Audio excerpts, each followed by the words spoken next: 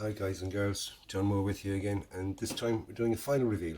And final reveal this time is of the Zvezda 135 King Tiger with Porsche turret.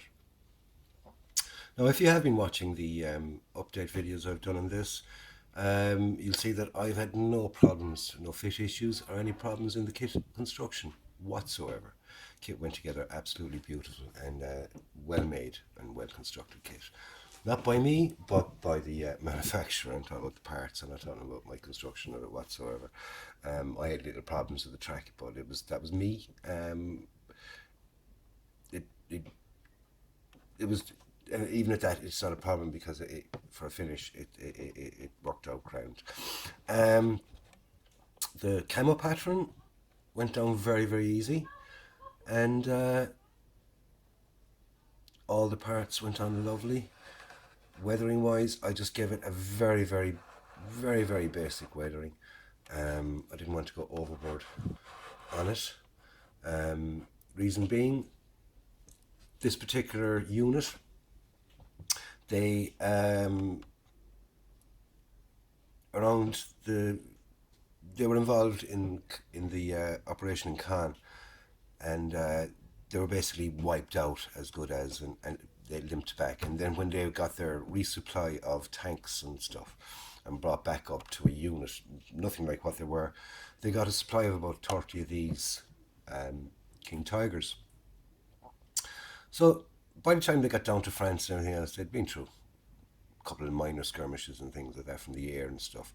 But when they actually got into position, the Allies basically came in and bombed them and destroyed them all again, and basically destroyed this unit again. So they never really saw much action. I think about 4 or 5 of them got out. So that's basically the camo pattern. It's not something I made up myself. It is an actual camo pattern. Like I said, weathering, I just did very light little bits of chipping where it would have got chipped in just general use. Tow cables are in place, ready for action, rather than tied up. I like them in place through the hooks and things. They came out quite nice. The tow cables that were supplied with the kit were basically bits of string which you attach to the two eyes. I didn't like them, so I took it off again and I made the wire ones, which are very simple to make. There's no need to go off and buy aftermarket tow cables at all because they are so simple to make. For what you pay for one aftermarket tow cable, you'd buy the wire and anything else that you might need for it, and you'd make about 30 out of the amount of wire you'd buy that you'd pay, if you know what I mean. So they pay for themselves, and the wire you use for lots and lots of other different things throughout the building anyway, by adding the wire here like that to the front light. You see, that's just another bit of wire. And with the aerial, I did my usual trick with the guitar string. Oops. And which works fabulous, absolutely fabulous, because when you go for making them from plastic, they're so stiff that the slightest little, if I do that with a plastic one, you can be guaranteed it's going to snap down here. Guarantee it. Ask anybody that makes models and puts aerials on and uses the plastic things. You cannot do that with a plastic aerial. Anyway, it's off with the subject. Let's just show you a rundown of the products I used to get to this stage. Obviously, the main product being the Zvezda King Tiger itself. Then what I did was I gave it in. I primed it with Ultimate Primer Grey. That was a primer. Then I gave it a base coat. Now I decided, because of the camo pattern, there's more green than any other color on it, so I gave it a green base coat, and I used XF67 NATO green for that. Then for the brown stripes, which I sprayed on, I used XF68 NATO brown. Then hand painted in the dark yellows. it was easier to hand paint them in rather than masking everything off and stuff like that. And for that I used XF60 from Tamiya again. So lots of Tamiya stuff there so far. Then for the tracks, with the tracks I gave them a base coat of, yes, Tamiya again, XF69 NATO Black. Fabulous colour, because it isn't really black, it's more of a very, very, very dark grey. Then I just sort of give them an over dusting, you know, just a quick couple of passes of this XF9 Hull Red, which is a nice reddish brown, which I got for doing base coat for another model which is upcoming, and I'm going to do sort of the chipping method with that. But anyway, that's the for sort of rust tones. And I added another brown in. I added in the red brown XF64, and that just gave us sort of two different shades of the brown with the black, and gave them a kind of a rusty-ish look before I even went in with washes and pigments. Then what I did was I gloss coated the whole thing with, excuse me for moving, gloss coated it with the old Alclad. Gave it 2 coats, gave it 1 coat and then waited sort of a half an hour or so, then gave it its second coat.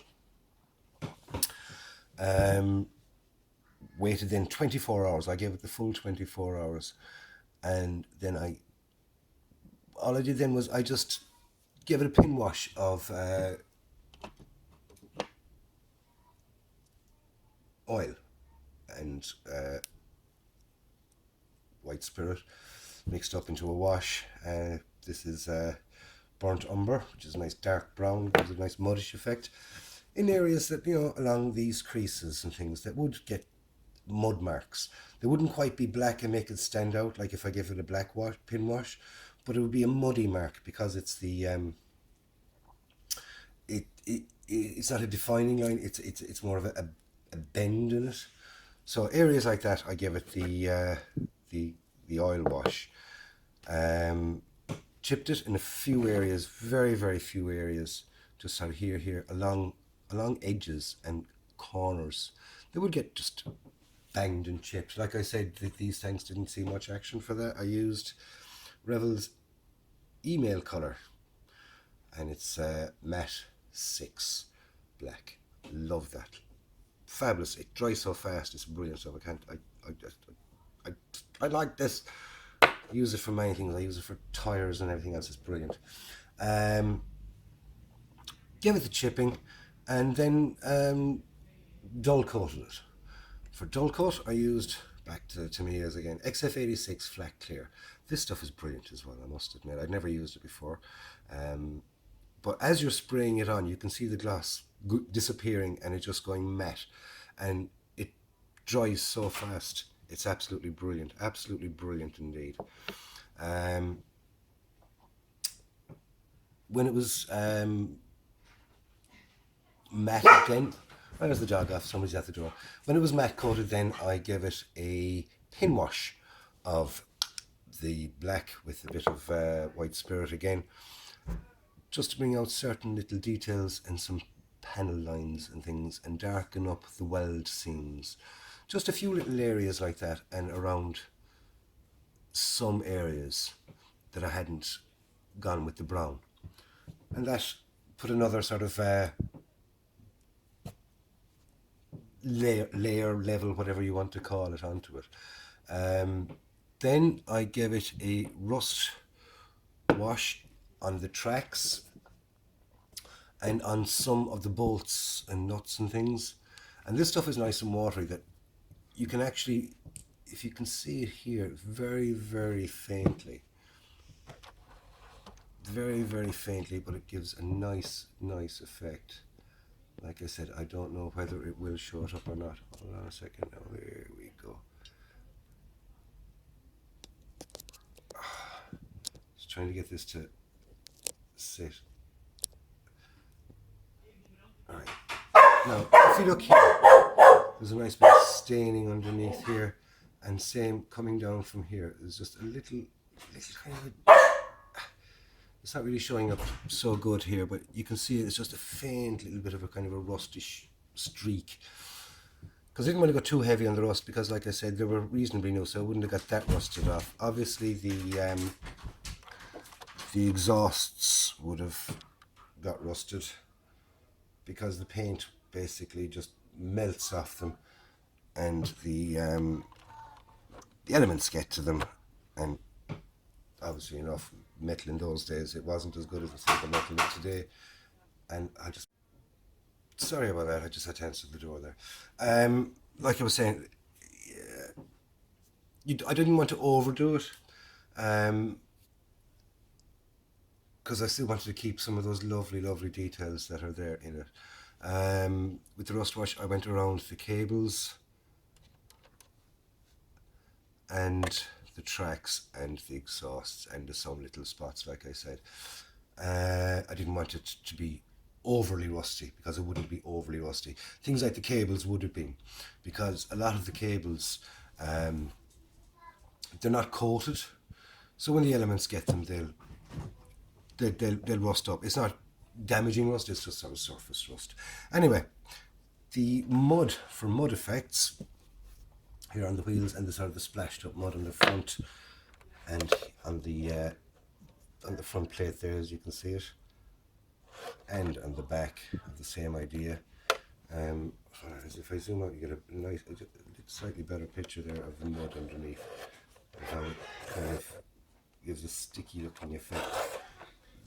I used this stuff here, which is sorry, I was just sticking the camera, which is Citadel Typhus Corrosion, I think it's called. I can't get the last little bit of it off. Car something anyway. It's Citadel. It's one of the technical, from their technical range, so therefore it's got a kind of a grit in it. If you can see from the bottle, see that grittiness in it. That's actually in it, and it's a fabulous stuff. Look at the colours in it. It's got bits of greens and browns, and it's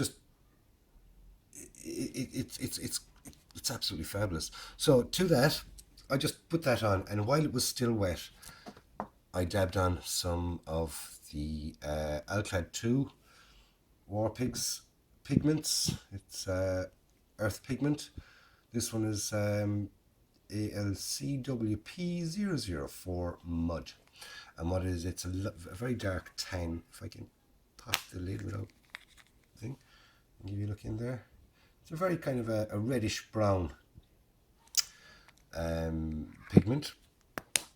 And I dabbed onto that, just not to give it texture, because there's already texture within this, but more to give it a different colour. So it's got three different shades of the mud within it. So that's basically what I've done with it, and all the products I used to get to where I got to. And which is quite a little stack. If I zoom in there, I mean, that's basically the products I use in the making of that, and there it is itself. But all these will be used and over again, so it's not just I went off and bought all those just for the one item. God no, I'm not that stupid. I'll get loads out of that. Anyway, there's the tiger itself in all her splendour and glory. Let's look at the top of it from an overview.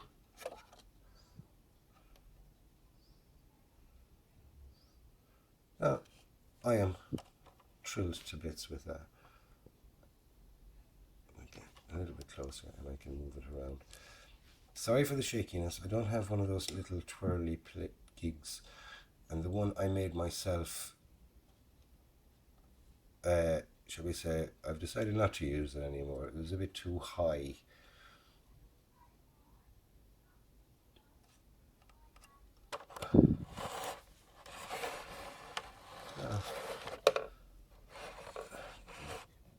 Barrel is a bit droppy. What I might do is put a weight inside on the, it gives the gun breech and all that inside there. So what I might do is just put a little bit of weight on the underside of the basket there, and that might keep the gun down, because barely just touch off it, maybe she's floppy down again. The spare tracks, how they come out? They come out very nice as well, with the same method as I used for the tracks without the mud. Oh yes, finally, for finish, like I said, the metallic look on the tracks itself. What I did was I just a bit of graphite off a pencil, scrape it off into a little pile, rub my finger in it, and then rub it off the model, and you get that effect. For track, it's much easier than going along with the like you would for, say, highlighting the shiny bits here, like here. That's done with a pencil, and across here, and I just did it in the chipped areas, just to show that it was a kind of a metal rather than just black. You do that with, say, with the tip of a pencil, but what you do is scrape off, use your knife, scrape off some little pile of graphite, excuse me, for yourself, and rub your finger in it, and you can get that lovely effect the same way. Now, so that's the finished product, the finished article, shall we say. Zvezda 135 King Tiger Porsche turret, as made by John Moore. So there. Now, like and subscribe if you haven't already. Let me know what you think of this, by the way. I do like hearing your comments, or reading your comments, should I say. I do answer 100% of them most of the time. I usually do, unless you say you've commented on 3 or 4 videos, and then I just put a little tick to show that I have actually read your comment. I do read all the comments, and I do comment on, like I said, most of them, if not all of them. Anyway, I'll catch you up on my next one. I'm working on the Panther. It's an old kit, so there's what I've decided. I'm basically going scratch building in this one. I don't know why, but I'm giving it a go. So John Moore signing off on this one. We'll call this one done, and I'll catch you up in the next one, lads. Until then, stay safe, enjoy your modelling, build something, instead of just collecting. Build something nice and enjoy it, because it is enjoyable. It's an enjoyable little thing. It's nice to have your model, finish it, look at it, and go, that was nice, I enjoyed making that, and it looks well. A little bit of achievement, sure, why not? A little pat yourself in the back. I pat myself in the back regularly. I have a pain in my shoulder from reaching around. Anyway, catch you up in the next one, lads, and be good to each other.